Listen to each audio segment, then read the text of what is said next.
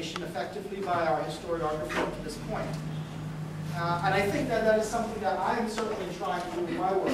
I believe that there's a political action behind their endeavors. They don't write pamphlets like we know some black thinkers have written in colonial America. There's no liberty extended like Lemuel Haynes in New England wrote. There's not John Morant in New York and Boston and Nova Scotia who writes a long treatise. There's not the David Georges that we know also wrote in Sierra Leone. We don't have a Boston King who has left his memoir.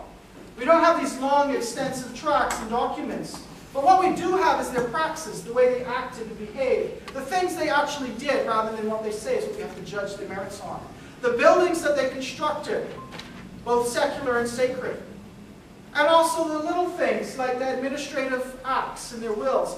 Prince Williams, for example, stands as the administrator of Amos Williams' will when he dies in 1799. He also stands as the administrator of the transaction to ensure that property is purchased in 1801. He petitions the governor when he's locked out of his building in 1826. These are political acts. In 1817, as my final point on this, I want to add that there was an anti-sectarian act that was passed by the House of Assembly, preventing nocturnal meetings of dissenting preachers from America. And they never say black loyalists or black preachers, but it's clear that this act is targeting blacks, black preachers, black loyalists. And so they sign a petition, these black loyalists, and it's signed by people like Anthony Wallace. It's signed by a Jones, an Absalom Jones, who is also traced back to America. It's signed by all of these black preachers, and it's sent all the way to England. So they're petitioning to have this particular act basically repealed. This is a political act. This speaks to a black Atlantic, as Paul Gilroy would say. It speaks to the idea that they could talk, they could write, they could converse. They were political. They had ideas. They used different strategies. There was a degree of political acumen. There was a consciousness about their acts that, in fact, I would argue is a nascent form of abolitionism. For too long, we have said that enslaved persons just reacted but didn't act. I'm suggesting that we need to reconsider how we think about enslaved persons and free blacks and persons of color. I want us to think about them as subjects in their own right, who acted and reacted, who thought politically and acted upon those ideas.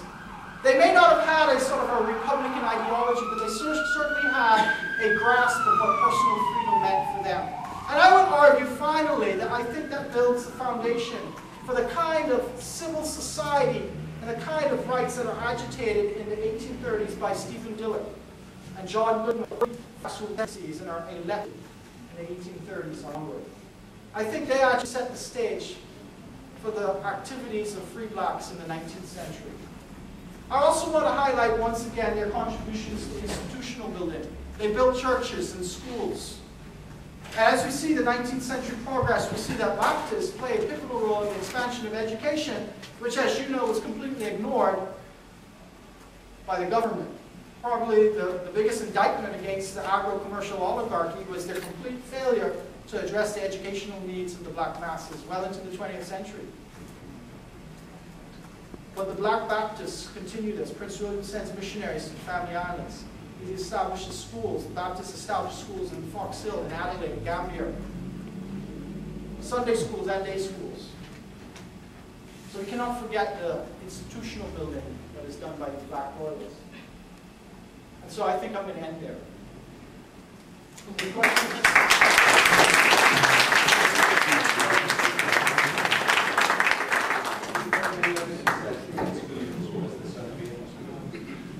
Dr. Kirkley Sands at the College of Bahamas, my colleague, has asserted that they were, he certainly was a son. I don't think so. I believe Prince Williams, even though they share the same last name, and they certainly work together, you know, in building Bethel Baptist, I don't think we can say, in the absence of any document that would prove it, I don't think we can say for certain that they were actually related by blood.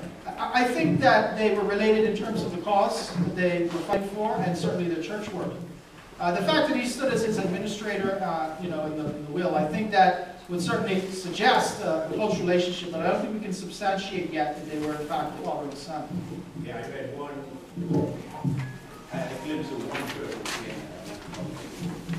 There's no historical document to verify that. So in the absence of that, we have to just conjecture. Someone else? Any questions? So, thank you for that.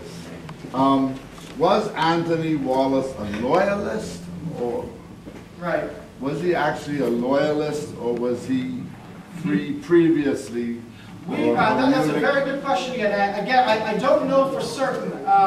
I'll say this, there's good sort of supporting evidence. Let me say this, for example, if you read his will, you'll know that his property is located in Delancey Town. In fact, what's interesting is his property is located right next to Joseph Paul, which is fascinating given their acrimonious relationship between the two that leads to the split in their church, yet they still live next to each other.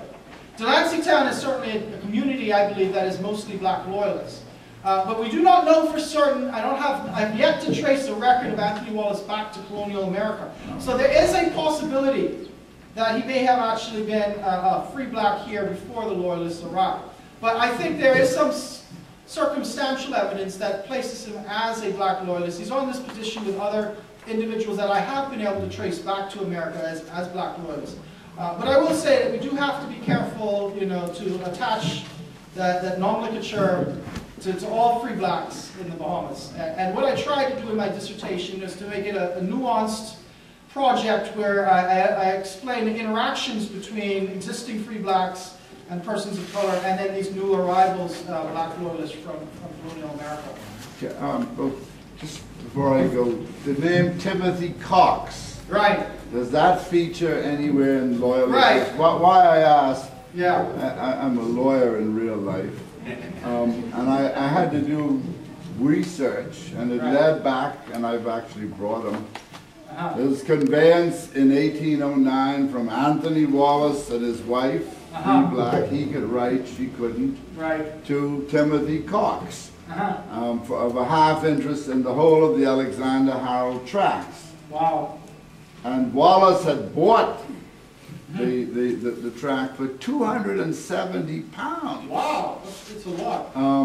Cox, from later on, we know, was a shipbuilder. Right. So these are two free blacks, yes. And they had other tracts of land. It looks like they were buying timber. Right. So they had money and they were buying bankrupt plantations. Right. But I always wondered if they were shipbuilders from New York and they helped the British Navy and they'd been brought, or whether they were already here. But they obviously had a business that made money when the Loyalists were going broke. I've looked at Timothy Cox as well, and I looked at Whittington Johnson's work, and he establishes that Timothy Cox was in fact a slaveholder, and he had in his household enslaved persons, liberated Africans, and free blacks all within one household. He had wealth. He had a lot for a man of color at that time. And if you look at various wills, you can see that there were in fact some fairly wealthy black loyalists. If you read the account, just as an anecdotal point, C.F. Pascoe has noted that in his account of the Bahamas, that they were opulent, he uses the word opulent, black plantation owners.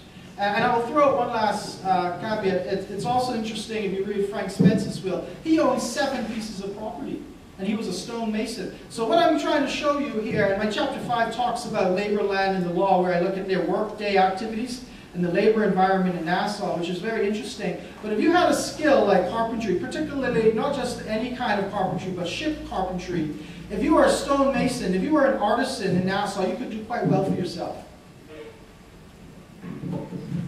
Any other questions? Well, I have one more. Prime Minister keeps nagging the Bahamas National Trust. And it's not that we don't want to do it, but everybody's overwhelmed, the volunteer organization, to seek to, let's go ahead and make Carlton Point a national park, to get it within the public domain. Right. And I personally had never heard what you said tonight. So will you help us put the case together? I would do my endeavor best to do that. I think it is an important historical site. I think what I have